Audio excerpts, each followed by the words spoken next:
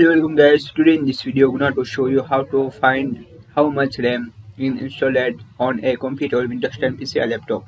So guys, if you want to find how much RAM is installed on a computer, Windows 10 PC or laptop, so very easy. Firstly, click on Start, tap here Task Manager, open Task Manager. After click on Performance, then